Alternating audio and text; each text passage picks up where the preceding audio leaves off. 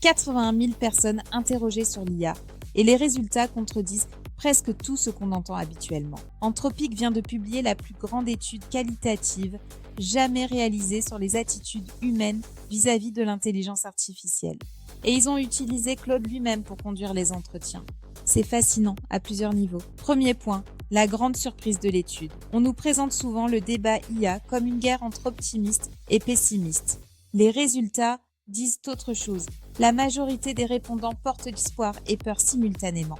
Ce n'est pas l'un ou l'autre, c'est les deux, en même temps.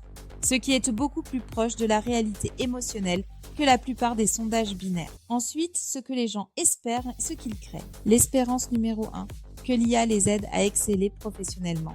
La peur numéro 1, que l'IA fasse des erreurs aux conséquences graves dans la santé, la justice, les décisions importantes. Ce n'est pas la peur de perdre son emploi qui domine, c'est la peur de se voir impacté par une décision automatisée qui s'est trompée.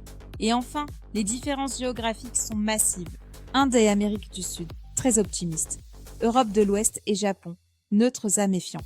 Ce clivage culturel est essentiel pour comprendre comment l'adoption de l'IA va évoluer dans les années à venir. Pour nous, créateurs de contenu et entrepreneurs en France, ça signifie une chose concrète. Notre audience a besoin d'être rassurée autant qu'enthousiaste. Et toi, tu es plutôt dans le camp espoir ou le camp crainte sur l'IA en ce moment?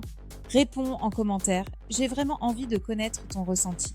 N'oubliez pas de liker et de vous abonner pour l'actu IA en français chaque semaine. C'était Alaix pour Science Simplified for All.